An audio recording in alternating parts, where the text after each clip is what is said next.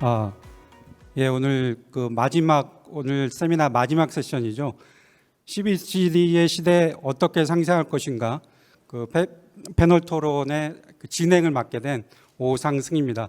원래 이 패널 토론 진행자의 가장 큰 역할이 이 패널 분들 소개시켜 드리는 건데 저희 사회진님이 대신해 주셔서 감사드립니다. 상당히 마지막 끝까지 이렇게 다 앉아 계시고 또 유튜브로도 많이 또 시청을 해주셔서 진심으로 감사드립니다. 오늘 그 앞에서 금융연구원 이명할 박사님께서 그 주제 발표에서도 말씀해 주셨지만 최근에 이제 CBDC는 그 전 세계적으로 굉장히 많은 그 검토가 이루어지고 있습니다. 근데 지금까지는 주로 이제 거시적 관점에서 시장 전반에 어떤 영향을 끼칠 것인가 이런 관점에서 주로 이제 주로 논의가 이루어졌는데요. 실제 시장에서 플레이를 하고 있는 플레이어들 관점에서 약간 미시적 관점에서 어떻게 대응하고 또 가능하다면 어떻게 상생해 나갈 수 있을 것인가 이에 대한 이런 논의는 약간 부족한 것 같아서 저희가 이제 이 자리를 마련해 보았습니다. 근데 사실 이 네 분한테 처음에 저희가 이제 이런 주제로 좀 토론을 해주십사 부탁드렸을 때 흔쾌히 다들 이제 좀 수락을 못 하셨어요. 그만큼 이 어려운 문제고 지금까지 어느 누구도 좀 다뤄보지 못한 그런 주제라 그러셨던 것 같습니다. 먼저 이제 이 토론 방식에 대해서 말씀드리겠는데요. 네 분의 토론자 분께서 각 10분씩 발표를 해주시고 그 다음에 한 10분 정도 상호간의 추가 토론이 이루어지고 마지막으로 10분 정도 플로우하고 그 다음에 유튜브에 올라오는 질의응답을 또 답변하는 시간을 갖도록 하겠습니다. 그러면 먼저 사실 이제 CBDC 도입으로 가장 큰 영향을 받게 될 플레이어라고 저희가 쉽게 예상할 수 있는 그 은행 입장을 좀 들어보기 위해서 저희 NH농협뱅크의 김봉규 센터장님께 먼저 마이크를 드리겠습니다. 네, 반갑습니다. 방금 소개받은 NH농협은행의 김봉규 센터장입니다. 저한테 주어진 시간이 10분인 거 맞죠? 예, 예, 맞습니다. 그리고 네. 잠깐만 저기 그 자료 좀 띄워주시겠어요? 그리고 이제 뒤에 자료가 좀 가릴 텐데요. 지금 나눠드린 책자에 자료가 다 들어있으니까 혹시 안 보이시면 그 나눠드린 책자를 좀 참조하시면 되겠습니다. 예, 좀 전에 그 발표해 주셨던 이명할 박사님의 자료 여러분들 아마 보시면 아시겠지만 굉장히 자세하게 설명을 잘 해주셨고요. 저는 10분 동안 뭐 전달해 드릴 수 있는 거는 어떻게 보면 이 제목 자체가 토론 주제가 CBDC 시대에 어떻게 상생할 것인가입니다. 좀 전에 이야기했지만 이 상생이라는 의미가 과연 금융과 어떻게 상생할 것인가의 의미로 이해를 하고요. 거기에 대한 내용으로 간단하게 같이 한번 이야기 나누도록 하겠습니다. 제가 먼저 도입 배경을 말씀을 드릴 텐데요. 이 도입 배경이라고 하는 게 뭐 일반적으로 좀 전에 이 박사님께서 말씀하셨던 내용들에 다 포함이 되어 있지만 그 중에 제가 한 두 가지만 말씀을 드리겠습니다. 먼저 첫 번째는 현금 없는 사회, 소위 말하는 캐시리스라고 하는 사회 진입에 대한 이야기인데요. 이 사회가 진입되고 있고 앞으로 그렇게 될 것이다라는 부분에 대한 누구도 다 동의할 거라고 봅니다. 다만 CBDC를 도입을 했을 때 과연 그 사회로 바로 바꿀 수 있느냐라는 부분에 대한 거는 의문이 드는 거죠. 다시 이야기하면 어떻게 보면 일정 기간 동안에 어떻게 보면 연착륙 기간을 거쳐서 일정 기간 공존할 수 있는 기간이 필요할 것이다라는 게 일반적인 생각인 것 같고요. 이 관련돼서 다양한 세계적인 중앙은행들이 연구를 많이 했습니다. 그래서 여러분도 아마 보시면 아시겠지만 영란은행이라고 하는 영국은행, 뱅크 오브 잉글랜드 같은 경우도 리포트를 다 냈고요. 유럽 중앙은행, 일본은행 등 해서 관련된 연구 보고서들이 다 나와 있습니다. 여러분들 다 확인하시면 아실 텐데 제가 이제 보기에는 그 내용의 전반적인 기조는 그런 것 같습니다. 그러니까 이게 그렇다고 해서 캐시리스로 바로 진입하지는 못하기 때문에 일정 기간 공존의 시간을 거쳐야 되고, 그러면 CBDC의 역할이 무엇이냐라고 했을 때 대체가 아닌 보완제, 그러니까 컴플리먼트의 역할을 해야 되지 않느냐, 혹은 보조 이런 형태의 역할로 일단 일정 기간을 갖고 가다가 이게 완전한 캐시리스로 갈지 안 갈지는 저희가 장담을 못 하겠죠. 자, 두 번째는요.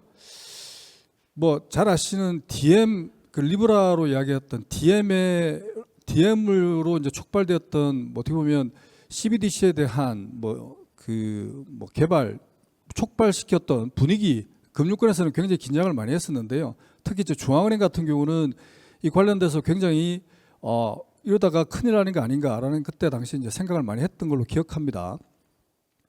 하지만 그때 당시 우리가 돌아보면 아무리 그래도 가상화폐가 그 소위 말하는 CBDC는 아시다시피 그 중앙은행이 발행하는 법정화폐지 않습니까? 그러면 법정화폐를 위협할 수 있는 정도의, 그러니까 소위 말하는 화폐 주권을 침해할 정도까지는 가지 않을 것이다라는 게 일반적인 생각이었죠. 근데 최근에 이제 여러분도 보시면 아시겠지만 엘살바도르를 보면 야, 과연 이런 것도 있구나라는 생각도 들긴 합니다. 그러니까 엘살바도르가 비트코인을 법정화폐로 채택을 했죠.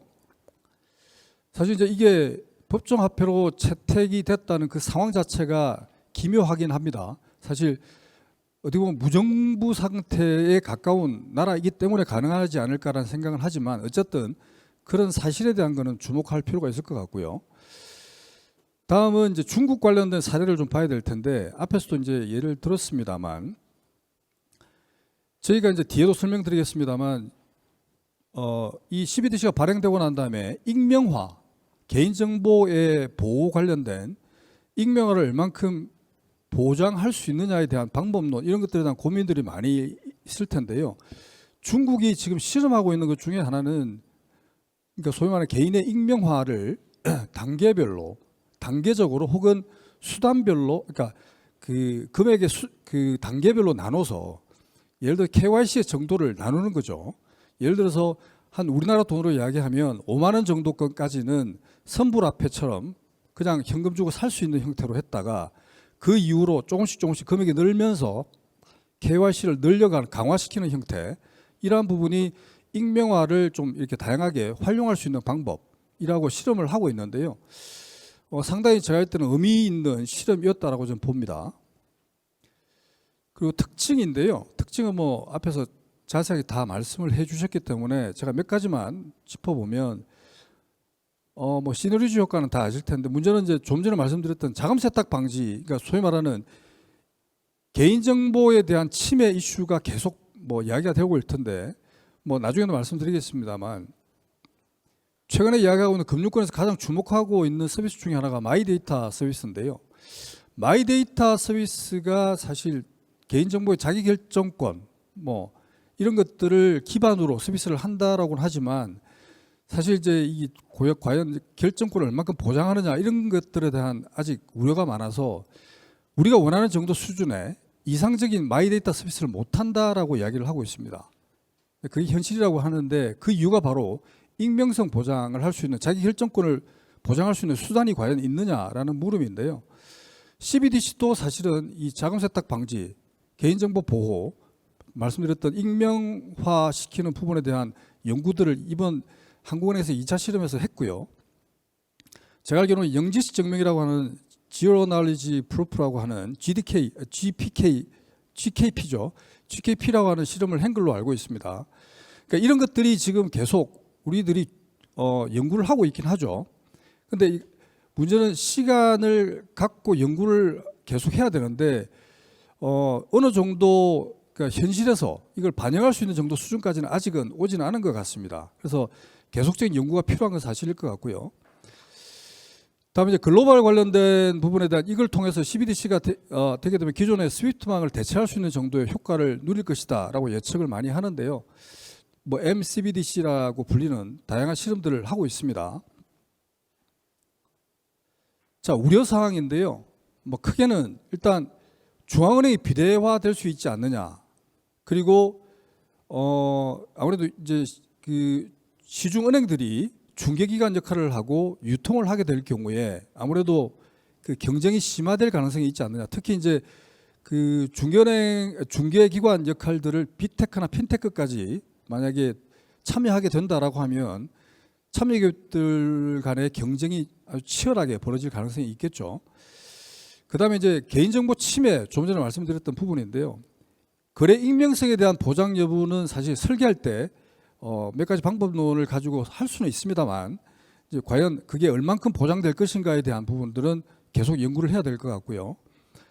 자, 그로 인해서 뭐 좀 전에 말씀드렸던 CBDC가 이제 중앙은행에 비대화되고, 그로 인해서 그 CBDC 이용량이 증가돼서 은행 예금이 감소되고, 그 뱅크런이 발생될 수 있지 않느냐는 우려를 또 하기도 합니다.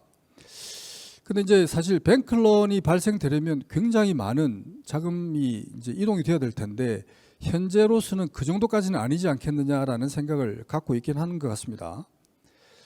자, 그래서 금융산업 입장에서의 이슈인데요.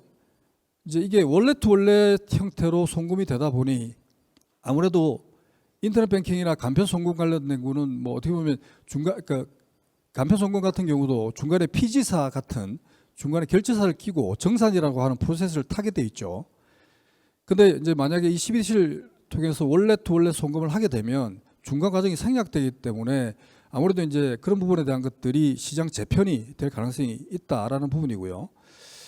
다음에 이제 좀 전에 이제 말씀드렸지만 뱅크런에 대한 이유 중에 하나가 CBDC에 만약에 이 CBDC가 도입되고 난 다음에 이것을 빨리 좀 조기에 연착륙시키기 위한 방안으로 이벤트성을 가미할 수 있죠. 그래서 이자를 좀 추가한다든지 뭐 이렇게 하게 되면 일정 기간 동안의 유입 효과는 있을 거라고 봅니다. 어쨌든 은행의 자금 중개 기능이 약화될 우려 부분에 대한 것들은 계속 고민을 해봐야 될 것 같습니다. 자, 이제 마지막 슬라이드인데요. 사실 오늘 제가 뭐 드릴 수 있는 마지막 표이기도 하고 여기에 모든 게 다 함축되어 있다고 말씀드릴 수 있습니다. 오른쪽에 보시는 쪽이 우리가 살고 있는 전통 금융 현실 경제이고요. 왼쪽에 있는 것이 가상 경제입니다. 이 중간에는 Y축을 중심으로 한번 보시기 바랍니다. Y축을 중심으로 오른쪽과 왼쪽으로 나눠져 있는데요. 오른쪽에 전통금융, 왼쪽 위에는 디파이 이렇게 나와 있죠. 그러니까 한마디로 대칭적으로 보시기 바랍니다. 현금과 가상자산, 그리고 정권과 STO, 그리고 아래쪽에 있는 그 non-fungible 쪽 관련된 부분에 부동산과 NFT 이렇게 나눠서 되어 있는데요. 완전히 대칭되어 있습니다. 이걸 보면 앞으로 여기에 나타나지 않은 현실에 있는 비즈니스 중에 이 토큰 이코노미 쪽에 생성될 비즈니스가 굉장히 많이 있을 것이다라고 예측할 수 있을 것입니다. 그리고 앞에서도 말씀하셨지만 메타버스가 이 부분에 대한 플랫폼으로 작용을 할 가능성이 크고요. 자, 그렇다 그러면 CBDC는 과연 어떤 역할을 할 것인가라는 건데, 우리가 이야기하는 왼쪽 편에 있는 토큰 이코노미, 이 경제가 결국은 현실에 있는 금융과 만나야 돈이 되죠. 그래서 중간에 뭔가 매개체 역할을 할 것들이 필요할 겁니다. 그게 바로 시파 영역이라고도 표현을 하긴 하지만 어쨌든 지금 상태에서는 그게 스테이블 코인이 하고 있고요. 가상자산을 현금화할 때 할 수 있는 역할, 바로 스테이블 코인이 했죠. 근데 이거를 말씀드린 대로 CBDC라고 하는 법정 화폐, 법정 통화, 명목 화폐라고 하죠. 이게 들어옴으로써 그 역할을 굉장히 강력하게 만들어 줄 것이다.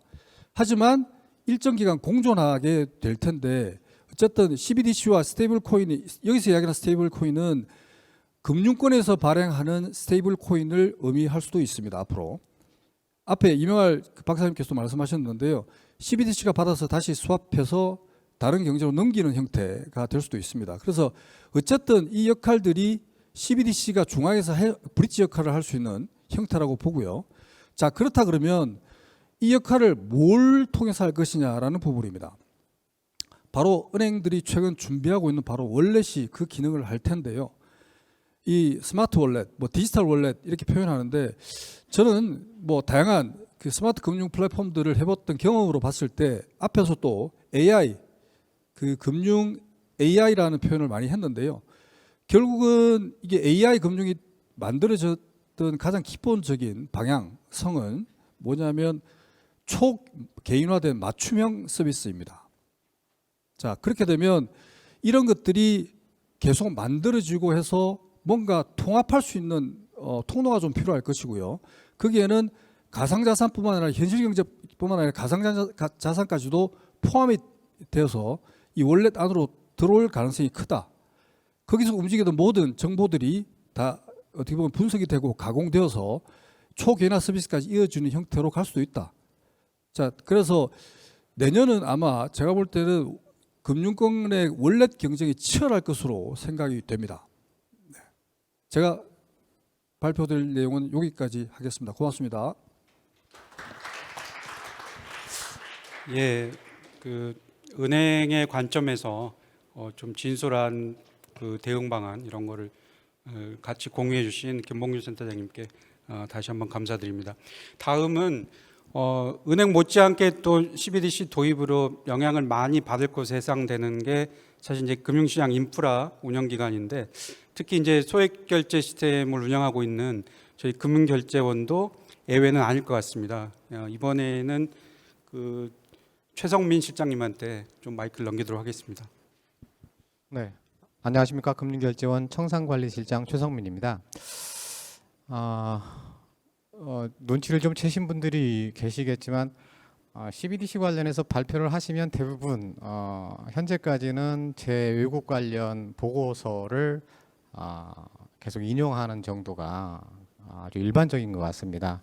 우리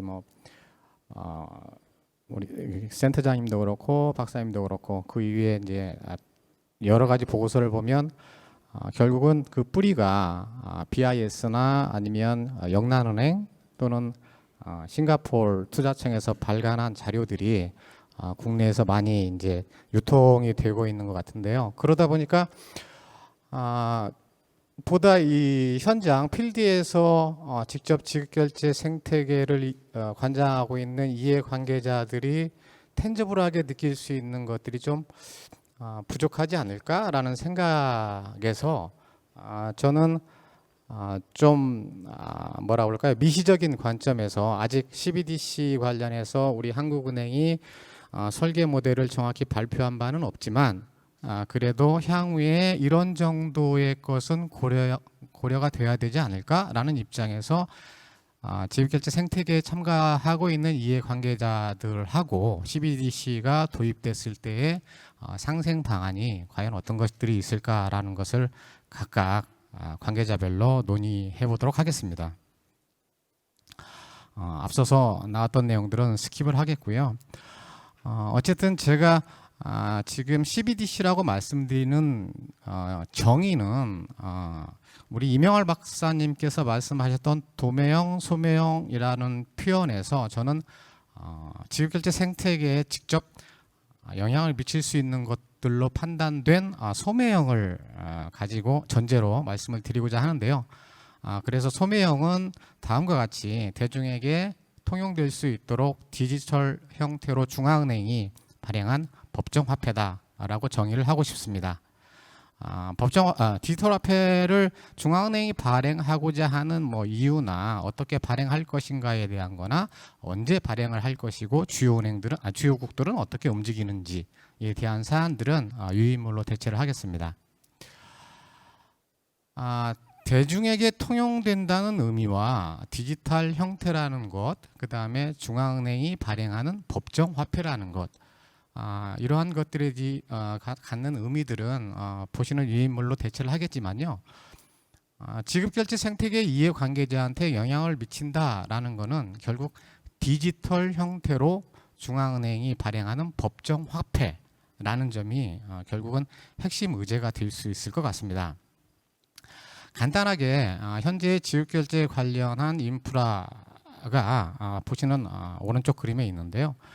CBDC가 본격적으로 도입이 된다 그러면 지금 현재 지급결제 생태계에 참여하고 있는 관계자들 중에 영향을 크게 미칠 것으로 보이는 관계자들은 소비자나 상점, 그리고 지급 서비스의 제공기관, 앞으로 PSP라고 칭하겠습니다.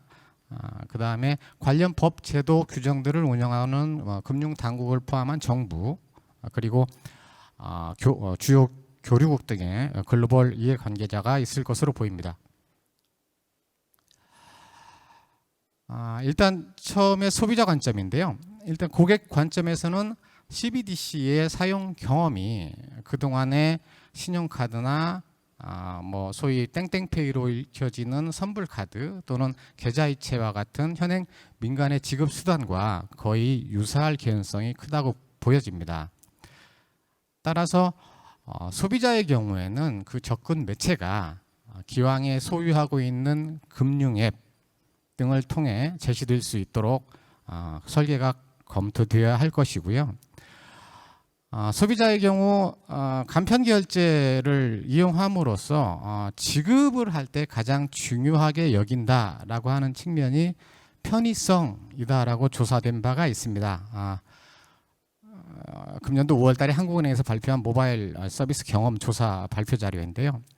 어쨌든 그런 수준의 편의성도 CBDC란 지급 수단은 제공할 필요가 있고, 우리 센터장님께서 KYC 잠깐 말씀하셨는데 KYC에서도 뭐 예를 들어서 PSP가 소비자들한테 편하게 제공할 수 있도록 뭐 어떤 공통 모듈을 제공하는 것도 방법일 수도 있고, 또는 PSP의 어떤 경쟁력 수단으로서 KYC를 자율적으로 할 수 있는 수준도 제공할 필요가 있어 보이고요.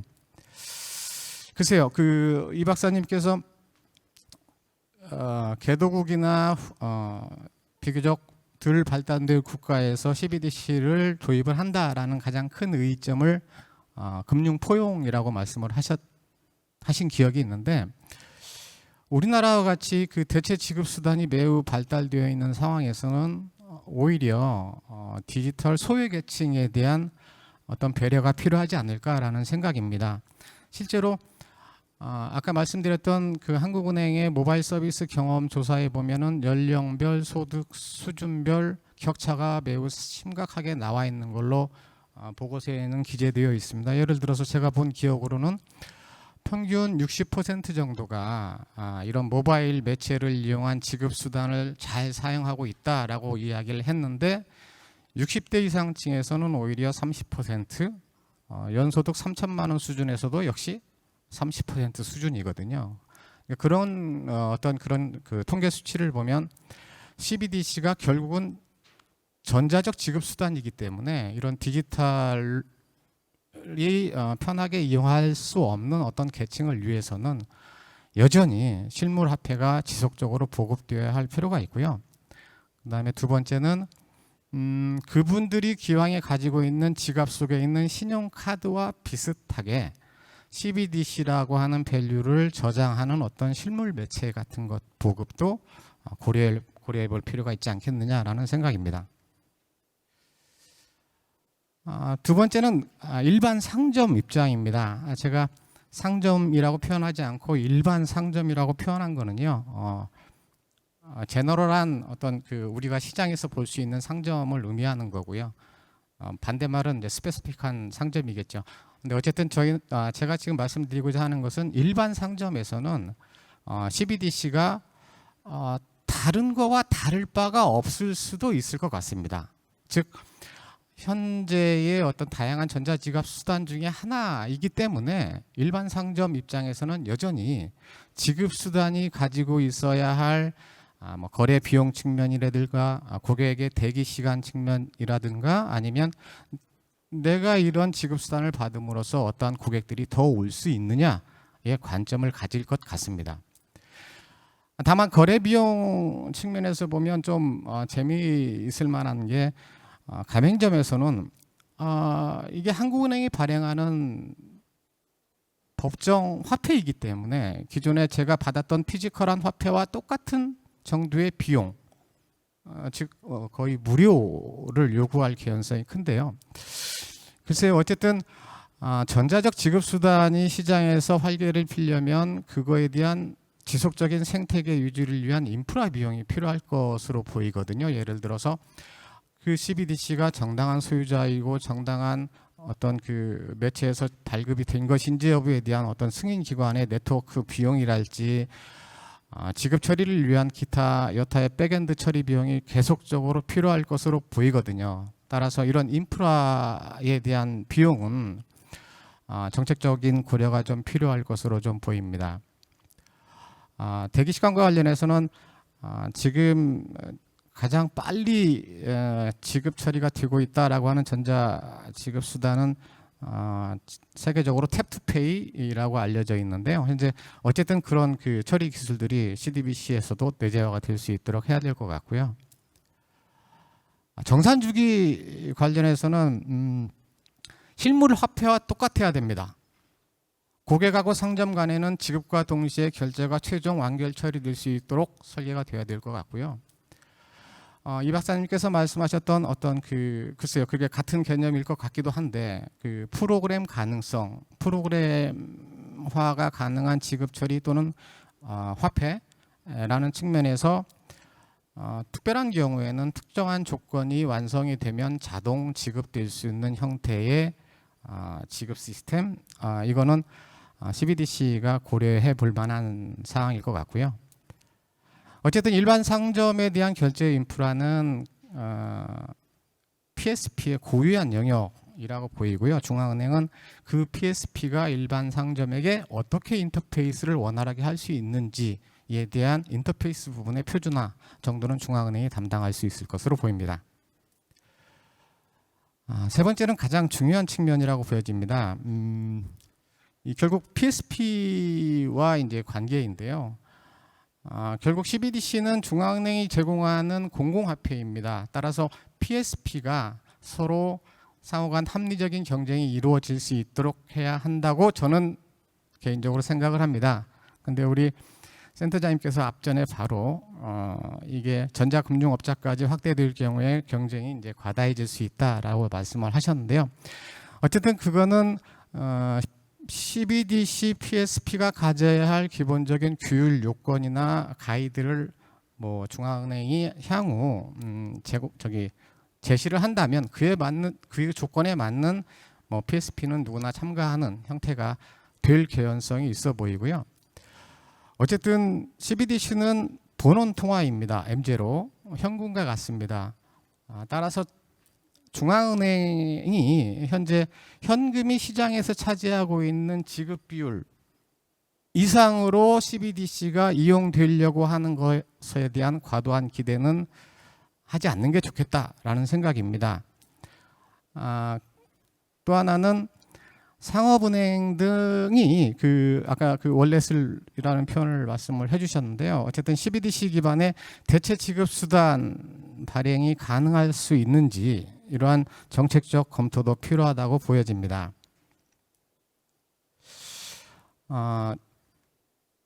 거래 비용의 자율성 부여 측면은 아까 고객 측면에서 그 수수료가 과연 무료가 가능할지에 대한 사안인데요. 일단 제가 보기에는 전자적 생태계의 지속성을 위해서는 PSP에게 일정한 수수료의 자율성을 부여할 수 있도록 이것도 정책적인 검토가 필요할 것으로 보이고요. 대체 지급 수단이 매우 발달되어 있는 현실을 고려해서 어떤 CBDC의 특수한 유스케이스 발굴을 위한 이해관계자 간의 그 워킹그룹이나 이런 실무작업본 운영도 고려해 볼 수 있지 않겠나라는 생각입니다. 다음은 법 제도 측면인데요. 이 부분은 CBDC가 도입되면서 이론적으로 어떤 기반을 마련하기 위해서 가장 많이 검토되어야 되지 않느냐라는 생각입니다. 결국은 CBDC가 디지털 기반의 금융 거래이기 때문에 당장 부딪힐 수 있는 법 제도와 관계 형성이 필요할 수 있는데요. 명문화되어 있죠. 그 한국은행법 81조와 정금법 제3조는 상호간 뭐라고 표현해야 될까요? 어쨌든 간섭을 하지 않겠다라는 어떤 기본적인 전제가 깔려 있는 조항으로 보입니다. 따라서 중앙은행이 직접 운영하고 있는 지급결제 제도의 어떤 그 운영에 대해서는 별도의 CBDC 고유의 규율 체계 마련이 필요할 것으로 보입니다. 그 이유는 CBDC가 그 하는 법이나 점검법 이후에 CBDC 설계 모델에 따라서 지금 현재 시장에서 플레이하지 않고 있는 또 다른 이해관계자가 형성될 개연성도 있을 것 같거든요. 그래서 이제 그런 이해관계자를 포섭해야 되는 문제가 있기 때문에 CBDC만이 가지고 있는 고유의 규율 체계 마련이 필요할 수 있을 것으로 보이고요. 다음으로는 우리 김 센터장님도 계속 말씀하시지만 개인정보 보호의 문제, 익명성에 대한 문제인데요. 하지만 특근법 등에 따라서 이제 AML이나 CFT 그 규정 준수하고의 조화가 반드시 필요할 거거든요. 예를 들어서 그렇기 때문에 CBDC 보유나 사용 한도를 미리 설정하는 방법이 있을 수 있을 것 같고, 그래서 일정 금액 이하에서는 익명성을 보장하는 어떤 그런 제도 운영이 필요할 수도 있습니다. 중국살이 말씀하셨는데 지금 11월 달 중국에서 나온 보도 자료에 따르면 KYC를 아주 단순하게 했을 경우에 잔액 한도가, 그러니까 보유 한도가 우리나라 돈으로 200만 원 약간 언더, 그 다음에 일회에 사용할 수 있는 사용 한도는 그 5분의 1 수준, 약 40만 원 수준인 것으로 보도가 되고 있는데요. 그리고 그렇게 익명성을 보장하거나 아니면 아예 PSP에게 특근법 규정 준수하세요. 지금과 같은 어떤 일정한 그 중간에 블랙리스트를 놓고 감시를 하든 그런 자율성을 아예 보장하는 방법, 이런 두 가지 방법들이 있을 것 같은데 그거에 대한 검토도 필요할 것 같습니다. 밑에 이제 국가에 의한 감시 감독 최소화 설계라는 측면인데요. 이 CBDC 이야기가 나올 때마다 가장 경기를 일으키는, 그러니까 서구 사회에서 가장 경기를 일으키는 것이 이제 프라이버시 보호 문제입니다. 여전히 잘 아시겠지만 미국에서 그 바이든 행정명령 나왔을 때 1년 이내에 보고하세요. 지금 아직 1년이 되지는 않았습니다만 아직 보고를 못하고 있습니다. 가장 큰 이유 중에 하나가 저 프라이버시를 어떻게 설계할 것이냐라는 측면인데, 어쨌거나 기본적인 가이드는 그럴 것 같아요. 일단 국가가 CBDC 원장에 직접 접근하는 설계는 안 된다. 현행과 마찬가지로 국가가 금융 안정의 어떤 측면이나 아니면 법 집행을 위해서 어떤 영장을 가지고 와서 각각의 PSP에게 이러이러한 금융 거래 내역을, 그러니까 CBDC 거래 내역을 보여주세요라고 하는 그런 가이드, 법적인 어떤 규율, 이런 하에서만 특정 개인의 CBDC 거래 내역을 볼 수 있게 하는 것은 계속 유지되어야 될 것으로 보입니다. 그게 가능할지는 모르겠지만 CBDC의 구체적인 그 데이터는 개인에 관한 정보, 거래에 관한 정보, 잔액에 관한 정보가 각각 있을 수가 있는데요. 제가 기술적인 사항까지는 정확히 이해를 하지 못하기 때문에 그 3자가 각각 격리된 그 기관들로부터 보관될 수 있는지 여부는 잘 모르겠습니다. 어쨌든 만약에 그게 가능하다면 개인정보, 거래정보, 잔액정보가 분리된 기관에 의해서 저장이 되는 것도 한 방법일 수가 있겠네요. 그리고 그 CBDC 거래가 디지털 거래이기 때문에 향후에 빅데이터 말씀하셨지만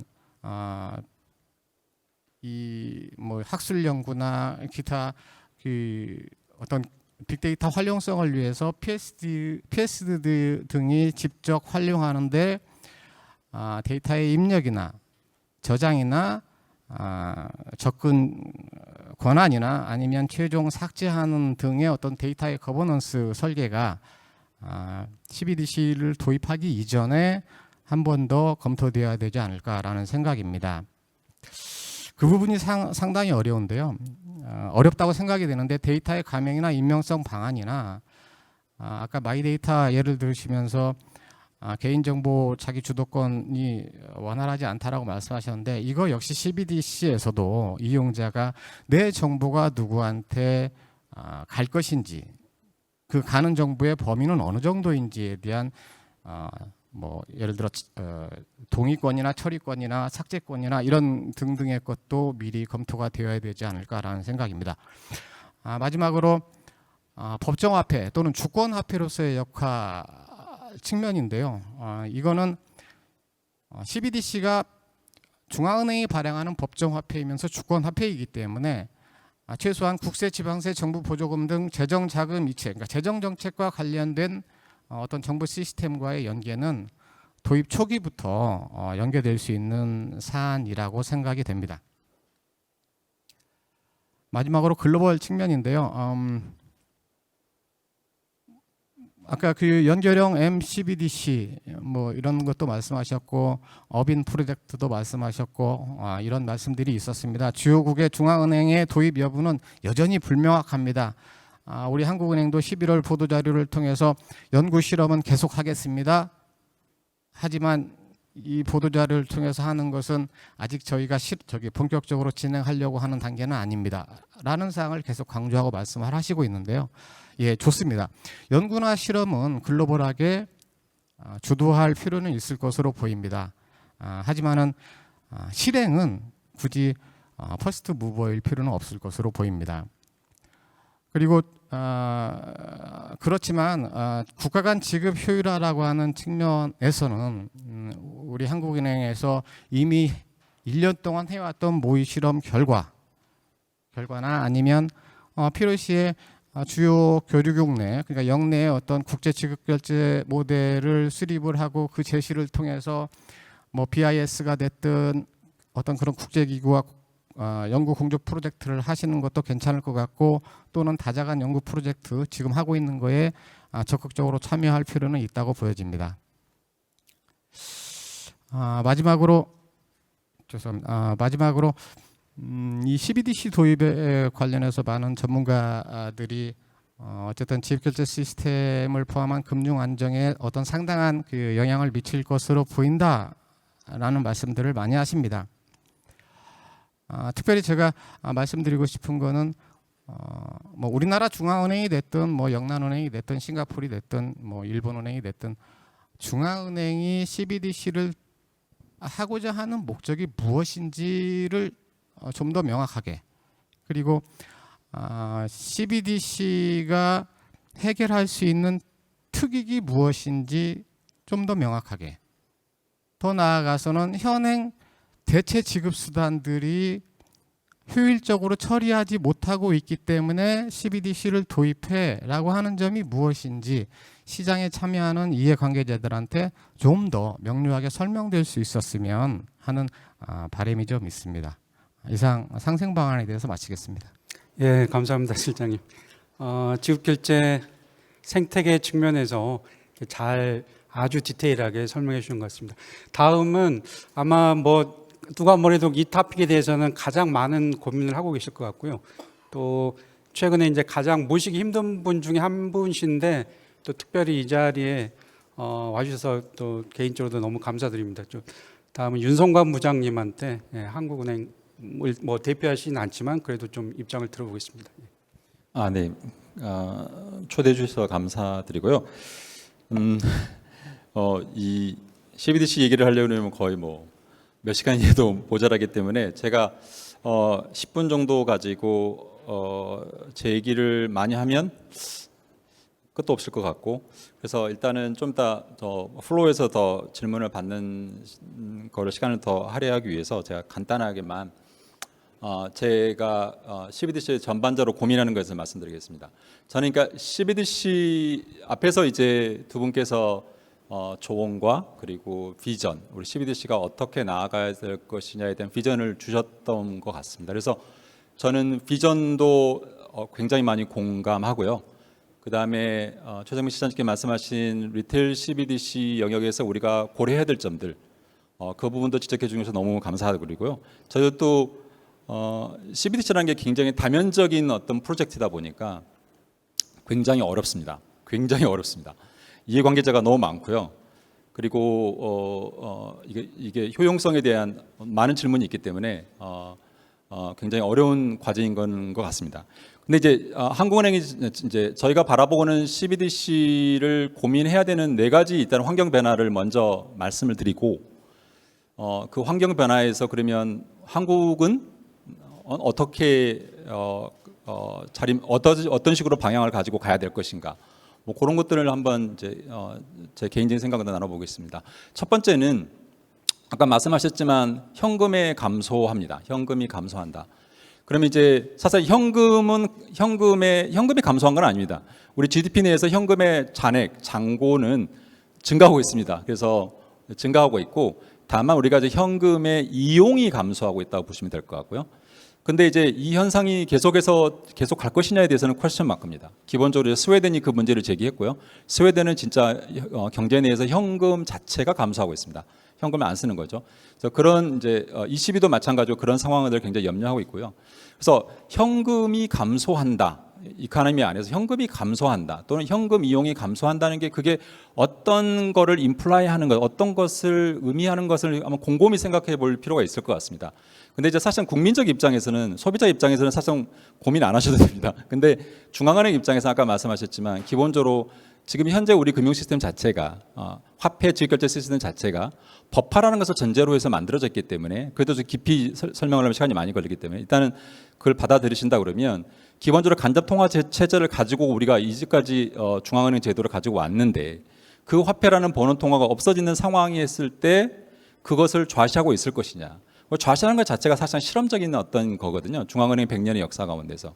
그래서 이제 CBDC를 고민할 수밖에 없는 거고요.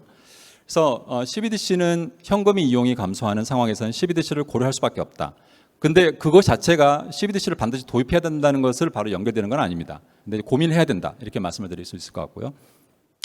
두 번째는 지금 잘 아시겠지만 2015년에 사실상 이제 금융위의 어떤 전자금융거래법 유권 해석을 통해서 이제 각종 이제 간편 결제, 간편 송금이 나오기 시작했지 않습니까?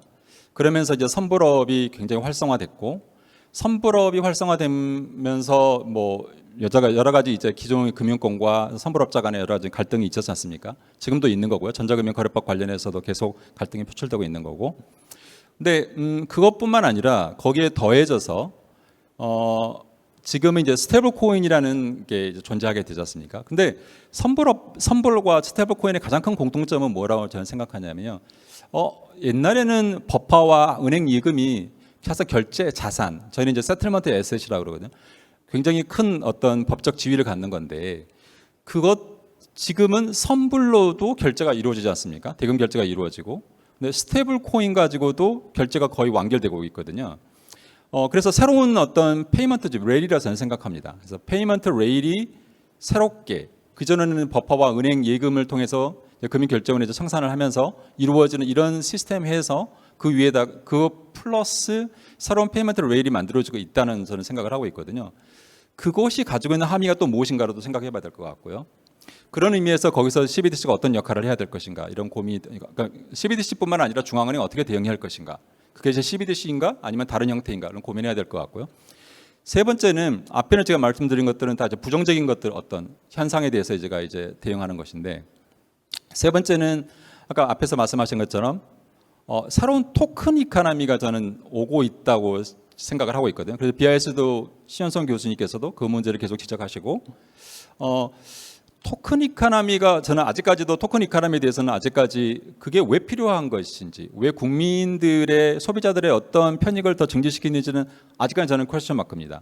그럼에도 불구하고 최근에 나온 이제 NFT 같은 경우는 분명히 로열티를 어떤 추적하는 데 있어서 어떤 그런 산업을 일으킨 데 있어서 어떤 필요가 있겠다는 생각을 그 정도는 저는 이제 하게 되게 되고, 그런 의미에서 그런 산업을 어느 정도 지원하기 위해서는 어떤 토큰 형태의 지급 수단이 필요하겠다라는 생각을 하고 있습니다. 그래서 그러면 그 부분에 있어서 분명히 민간 쪽에서 어떤 스테이블 코인이나 아니면 토커나이즈 디파짓 같은 거 나올 수 있고, 그런 현상이 벌어졌을 때 중앙은행이 그러면 어떻게 대응할 것인가에 대한 퀘스천이 하나 있는 것 같고요. 마지막 퀘스천은 아까 말씀드린 것처럼 이제 기본적으로 아까 그 국가 간 송금에서 비효율성이라는 이제 일단 두 가지인데, 하나는 금액 문제, 그러니까 송금 수수료가 너무 비싸다. 두 번째는 시간이 오래 걸린다. 네, 이런 건데 그런 문제에서 분명히 디지털된 이런 환경 하에서 그게 분명히 대응이 필요하고, 그것이 이제 G20가 그거를 하겠다고 이제 나섰기 때문에 저희들도 그런 어떤 대응 차원에서 필요한 것 같고요. 그럼 이제 네 가지 있던 크게 환경이 변화하고 있는 것 같고요. 거기에 대해서 중앙은행이 대응을 해야 될 것 같긴 한데 그것이 CBDC인가에 대해서는 일단은 퀘스천이 있습니다. 일단 그렇게 일단은 제가 말씀을 드리고 그러면 아까 다시 한번 처음으로 돌아왔을 때 그러면 아까 현금이 감소한다고 했지 않습니까? 현금이 감소하는 상황에 있어서의 CBDC는 어떤 역할을 할 것인가? 그러니까 CBDC 현금이 첫 번째가 퀘스천은 현금이 사라진다고 했을 때 꼭 CBDC가 답인가? 꼭 중앙은행이 그러한 지급 수단을 제공해야 되는 것인가? 이런 퀘스천이 있는 거고요. 그건 아직까지 좀 답이 쉽지 않는 것 같고요. 두 번째는 그러니까 첫 번째가 다시 한번 더 말씀드리면 그런 상황에서 중앙은행이 지금 저희가 했던 실험들은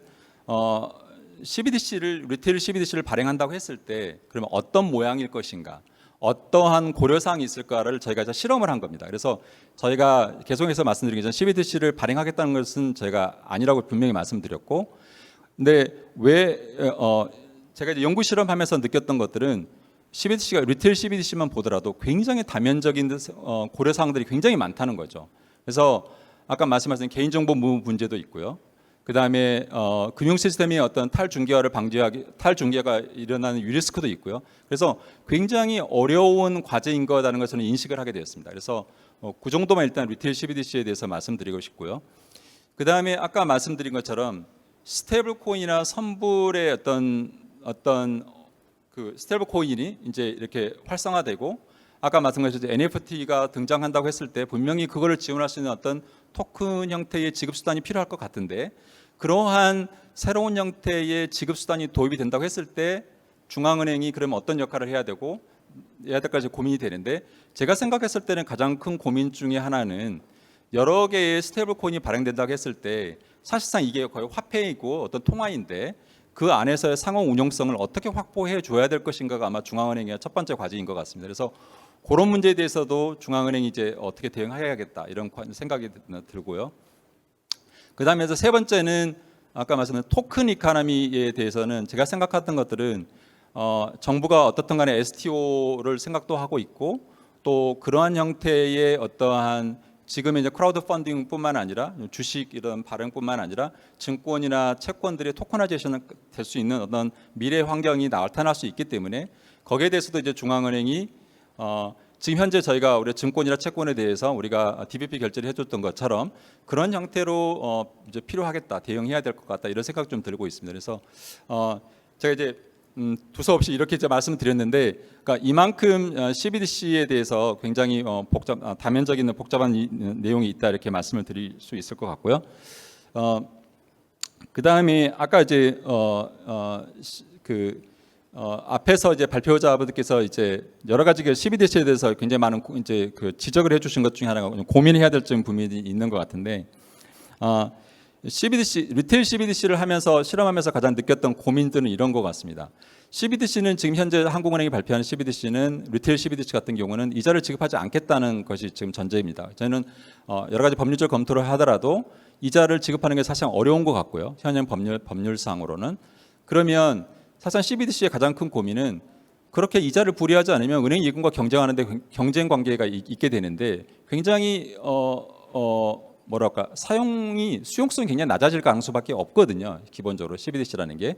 그러면 그런 상황 하에서 이제 그런 상황이 놓여 있고요. 그러니까 또 하나가 그게 하나의 CBDC의 문제고요. 두 번째는 아까처럼 은행의 탈중개화를 유도할 수 있다 이런 이제 지적이 나오니까 보유 한도를 제한을 하게 되지 않습니까? 그러면 또 CBDC가 이게 어떤 뭐랄까 사용이 제한되지 않습니까? 그래서 사실상 CBDC의 가장 큰 고민은 CBDC는 매력적인 어떤 지급 수단으로 자리매김하지 않을 수 있습니다. 오히려 또 하나 더 지적하셨던 것처럼 익명성을 달라고 하는데 사실상 익명성은 굉장히 어려운 과제입니다. 왜냐하면 우리나라 현행 금융 규제에 의하면 금융 실명제법이나 이런 것들에 의하면 기본적으로 저희가 완전한 익명성을 줄 수는 없거든요. 그리고 또 하나적인 면에서는 IT적으로 구현되는 CBDC라는 것은 완벽한 익명성이 존재할 수는 없거든요.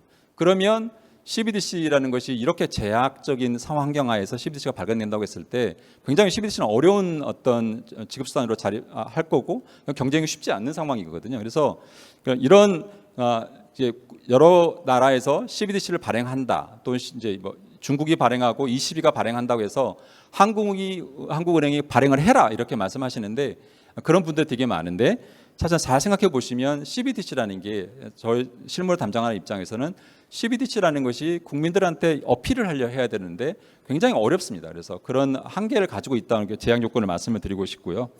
그다음에 이제 그렇지만 저희가 CBDC 연구를 하면서 그런 많은 고민을 하고 있습니다. 그래서 아까 말씀드린 것처럼 익명성 문제를 어떻게 해결할 것이냐. 그러니까 한국은행은 기본적으로 국민의 가지고 있는 거래 데이터를 보고 싶은 조직이 아닙니다. 그런 인센티브가 전혀 없습니다. 오직 안전하고 효율적으로만 지급결제 시스템, 이런 화폐 시스템이 작동하는 것만 저희가 보장하는 것이 원하는 것이지 거래 데이터를 갖고 싶은 생각이 전혀 없는 거거든요. 그래서 오히려 저희가 더 개인정보 보호들을 더 많이 하려고 하는 겁니다. 그래서 여러 가지 실험들을 하고 있고 앞으로도 계속해서 그런 실험들을 해서 국민들에게 더 안전한 어떤 지급 수단으로 그리고 한국은행이 그런 개인정보를 절대 침해하지 않는 어떤 그런 기술들을 계속해서 개발하려고 노력을 하고 있고요. 그래서 아까 말씀드린 것처럼 CBDC가 굉장히 많은 리테일 CBDC 같은 경우에 굉장히 많은 제약 조건 가운데 있기 때문에 사실상 CBDC가 국민들에게 어필하고 더 이런 우리 한국 경제에 좀 더 어떤 소셜 웰페어를 좀 높일 수 있는 방향으로 가야 되기 때문에 제가 생각하는 것들은 CBDC가 아까 말씀인 최정민 실장께서 지적하셨지 정말 유스 케이스, 굉장히 스트롱한 유스 케이스를 발굴해야 된다는 저는 과제인 것 같습니다. 그러기 위해서 많은 노력을 해야 되는 거고요. 그래서 한국은행도 계속해서 그런 실험을 계속해서 할 거고요. 그래서 이제 은행부들과 계속해서 고민을 하면서 어떻게 하면 국민 경제에 조금이라도 도움이 되는 어떤 CBDC 역할을 할 수 있을 거를 좀 고민해야 되는 그런 상황이라고 저는 생각을 드리고 싶습니다. 예, 일단 이 정도만 제가 말씀드리고 내가 너무 얘기하게 되면 길어질 것 같아서요. 네. 예. 또 윤성관 부장님 말씀에서 그 중앙은행의 고민이 얼마나 또 깊은지를 또 알 수 있었습니다. 다음은 마지막 토론자분이신데요. 아쉽게 시간이 너무 얼마 남지 않아서 아무튼 저희 학계에서 그 지급결제 시장의 현실적이고 좀 깊이 있는 발전 방향에 대해서 그 정말 굉장히 전문적으로 연구하시는 대표적인 학자님이신데요. 저희 동국대학교 현정환 교수님한테 좀 이제 객관적인 입장에서 한번 정리를 부탁드리겠습니다. 예, 안녕하십니까. 동국대학교의 현정환입니다. 예, 제가 이 국제통상학과에 있음에 불구하고 이런 화폐 또는 지급결제 시스템에 대한 연구를 하는 것은 제가 한국은행 금융결제국에서 이제 오래 근무를 했고 이제 그 이후에 이제 유학을 갔다가 이제 교수가 되었기 때문에 계속 이제 이 분야에 대해서 지속적으로 연구를 하고 있습니다. 그래서 가끔 가다가 이제 의아해하시는 분들이 있어서 제가 설명을 드렸습니다. 그래서 이제 CBDC 관련해서 이제 세 분들이 굉장히 좋은 말씀, 여러 가지 고민거리 말씀을 해주셨는데, 저 같은 경우에는 뭐 현금 없는 사회 그리고 뭐 스테이블 코인 이것이 이제 CBDC를 중앙은행이 발행하게 된 어떤 직접적인 그런 동기가 이제 된 것인 것이죠. 그런데 우리나라 같은 경우에는 정말 특수하게도 뭐 언뱅크트나 언더뱅크트 이런 계층들이 별로 없고 그리고 전자지급 수단도 굉장히 잘 민간의 전자지급 수단도 굉장히 잘 생태계가 조성이 되어 있고 그리고 신속자금 이체 시스템 같은 경우에도 2001년부터 구축이 돼 있어서 이 리테일 쪽에서의 그 지급결제 시장은 정말 뭐 예전부터 굳이 우리가 CBDC가 필요가 있나 할 정도의 어떤 그런 수준인 것이죠. 근데 이 상황에서 그러면은 우리가 CBDC를 발행을 할 필요성이 있나? 발행할 필요성이 생길 수가 있습니다. 왜냐하면 그 필요성은 제가 봤을 때는 해외에서 거의 모든 이제 주요국의 중앙은행들이 CBDC를 발행한다고 했을 경우, 그 정도 됐을 경우, 그리고 CBDC가 어느 정도 성숙이 돼서 검증이 된 경우 그 정도일 경우라고 생각이 들고요. 그래서 우리나라에서 CBDC를 계속해서 연구를 해야 되겠지만은 먼저 선도적으로 발행할 그런 어떤 현실적인 필요성, 절박성 그런 것은 이제 없다. 뭐 이렇게 생각이 됩니다. 그리고 이제 윤성관 부장님께서 이제 아까 설명해주신 여러 가지 4가지 환경 변화, 이거 굉장히 이제 저도 재밌게 이제 들었는데요. 이제 그거와 관련해서 이렇게 이제 뭐 토큰 경제 그리고 뭐 스테이블 코인이 어떤 그 이제 분산화된 그런 금융 생태계에서 어떤 중앙은행 화폐를 거의 대신하듯이 사용되는 이런 현실, 그런 현실에서 당연히 이제 CBDC가 발행될 그런 이제 여지는 굉장히 많아지는데, 만약에 CBDC가 그렇게 해서 발행이 된다 그러면은 가장 직접적으로 영향을 받는 것은 이 지급 서비스 시장에서 생각을 하면은 다른 민간의 지급 수단들이 구축이 된다라는 겁니다. 당연히 CBDC가 이용이 많이 된다고 하면은 다른 지급 수단들은 이용이 줄어들게 되는 것이죠. 그리고 CBDC의 이용이 어느 정도 이용 규모를 확보한다고 한다면 당연히 확보를 해야 되겠지만은 그렇게 되면은 그것은 이제 어떻게 보면 이게 통화 시스템이죠. 예, 그래서 민간의 결제 시스템도 어느 정도 구축이 될 수밖에 없는 것이고, 그러면 이런 것들을 모두 다 예상을 해서 또는 중앙은행이 이 지급결제 생태계에서 가장 최상위에 있는 그런 기관으로서 CBDC를 발행함에 있어서 어떤 민간 부분을 구축하는지 이런 그런 효과들을 모두 다 좀 고려를 좀 할 필요가 있다라고 저는 생각이 됩니다. 그래서 지금까지 이제 CBDC 관련해서 계속 뭐 연구나 어떤 발표 이런 거 있으면은 아까 이제 최 실장님 말씀하셨듯이 주로 이제 BIS 이런 것을 그냥 소개하는 수준에서 이제 그쳤는데, 사실 가장 이제 이 업계에서 가장 중요한 것은 그런 것이 아니라 이 오늘의 주제인 어떤 상생이 되는 것이죠. 예. 그리고 CBDC가 발전함으로써 이제 민간의 부분을 이제 어떤 구축하는 것이 아니라 같이 발전할 수 있는 그런 방안은 무엇인지 이런 것들을 오늘 이 세미나를 계기로 좀 더 이제 생각해 볼 필요성이 있다고 생각이 됩니다. 이제 이것과 관련해서 이 CBDC와 굉장히 유사한 그런 시스템 중에 하나가 이제 신속자금 이체 시스템이거든요.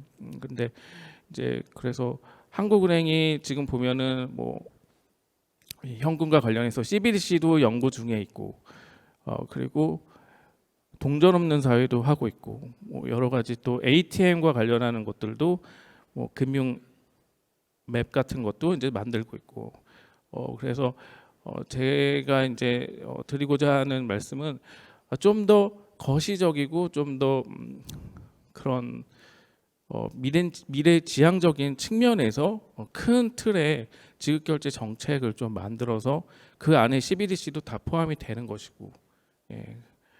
그리고 이 CBDC가 발행을 해서 뭐 어떻게 해서 어디다가 쓰이고 뭐 그런 것도 중요하지만은 다른 지급결제에 관련하는 다른 지급결제 시스템 그리고 다른 지급 수단에는 어떤 영향을 미치는지 이런 것까지 다 모두 다 고려가 되어야 한다 이렇게 생각을 합니다. 예, 저는 이것으로 발표를 마치도록 하겠습니다.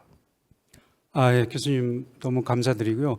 사실 이제 다음 저희가 추가 토론 시간하고 지금 또 Q&A도 해야 되는데 추가 토론 시간이 충분하지 않아서 딱 한 분만 한 번 기회를 드리겠습니다. 혹시 윤성관 부장님이 좀 답변하실 게 있으실 것 같아서 추가 토론 기회는 윤성관 부장님한테 이제 드리겠습니다. 다음 바로 이제 그 플로어 질문으로 넘어가겠습니다. 네, 감사합니다. 그 현정환 교수님께서 이제 말씀하신 것처럼, 그러니까 저도 이제 국민의 한 사람이고 중앙은행에 근무하지만 국민의 한 사람이고 어떻게 하면 이제 한국 경제에 도움이 돼야 되는 거지 않습니까? CBDC라는 게. 그래서 현정환 교수님께서 말씀하신 것처럼 이런 또 은행도 마찬가지 이런 고민이 있어야 되는 것 같습니다. 그러니까 현재 제가 생각했을 때 우리나라의 지급 결제 산업은 굉장히 발달된 나라이고요. 어느 나라와 비교하더라도 저는 자랑스럽다고 생각을 합니다. 제가 국제사회에 나가더라도 우리가 2001년에 처음으로 사실상 신속자금 이체 시스템을 이미 개발했던 나라고 그런 나라이기 때문에, 그러다 보니까 사실상 CBDC니 뭐 화폐를 디지털화하느니 이런 것들 자체가 논의가 사실상 우리는 이미 상당 부분은 끝난 사회입니다. 이미 그리고 발달된 사회인데 그러면 현 시점에서 그러면 우리가 고민해야 될 것이 무엇인가를 생각을 하면 현 교수님께서 말씀하셨던 것처럼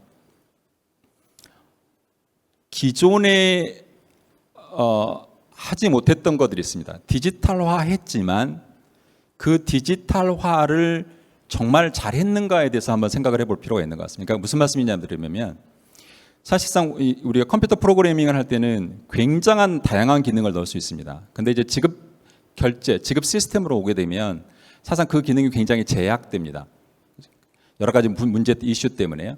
그런데 최근에 이제 많이 나오겠지만 토큰 경제니 이런 것들은 사실상 컴퓨터의 기능, 여러 가지의 프로그래밍 기능을 굉장히 더 활성화하는 그거를 더 추구하는 것 같거든요. 근데 그것이 가지고 오는 새로운 어떤 경제 행위가 발생할 수 있을 것 같고요. 경제 주체들과 기존에는 불가능했던 어떤 경제적인 어떤 행위가 이렇게 좀 더 프로그래밍화했을 때 이제 영어로 표현하면 프로그래머빌리티인데요. 프로그래머빌리티가 좀 더 높아진다고 했을 때 분명히 새로운 경제 행위가 발생할 거고 그것이 분명히 아마 경제를 활성화하는 데 도움이 될 거라고 저는 생각을 합니다. 그래서 저희가 같이 고민해야 될 부분들은 지금이 현재 우리가 아까 제가 말씀드린 새로운 페이먼트 레일을 깐다고 했지 않습니까? 그러면 이 페이먼트 레일을 어떻게 깔 것이냐 그런 고민이 있어야 될 것 같고요. 그래서 그러니까 CBDC가 사실상 CBDC 발행과 상관없이 CBDC를 중심으로 해서 현재 우리가 가지고 있는 지급결제 시스템을 어떻게 다시 한번 보고 아까 말씀한 새로운 어떤 미래 경제가 도래하는 그 미래 경제에 대해서 어떻게 지원하는 것이 좋은 것인지를 같이 고민하는 것이 그러니까 그게 중앙은행 혼자 할 수 있는 역할이 아니고 중앙은행이 모든 걸 다 할 수 없기 때문에 이제 은행들과 같이 또는 여러 가지 지급결제 하시는 분들과 같이 고민하는 것이 이제 어떤 새로운 출발이라고 생각을 하고 있고요. 그것이 오히려 CBDC라는 이름이 등장하고 CBDC가 어떤 그런 생각의 어떤 촉매가 됐다고 저는 생각을 합니다. 그래서 하여튼 내년도에 저희가 이제 많은 또 여러 가지 사업들을 할 텐데 이제 많은 참여를 부탁드리고요. 그래서 저희도 많은 이제 고민을 들을 수 있는 장을 마련할 예정입니다. 그래서 많은 참여를 부탁드리겠습니다. 예, 감사합니다. 저희 이제 오늘 사실 예정된 시간이 벌써 지났는데 그래도 마지막까지 그 현장을 지켜주신 방청객들을 위해서 플로어에서 질문을 좀 받도록 하겠습니다. 질문 있으신 분은 손을 들어주시면 기회를 드리겠습니다. 없으신가요?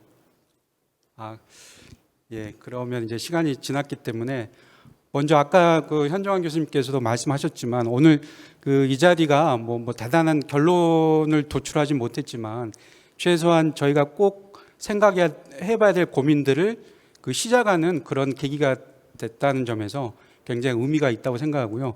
굉장히 어려운 부탁을 드렸음에도 불구하고 흔쾌히 참석해 주시고 그 정말 성의 있게 준비해 주신 네 분의 패널 분께 뜨거운 박수 한번 부탁드리겠습니다.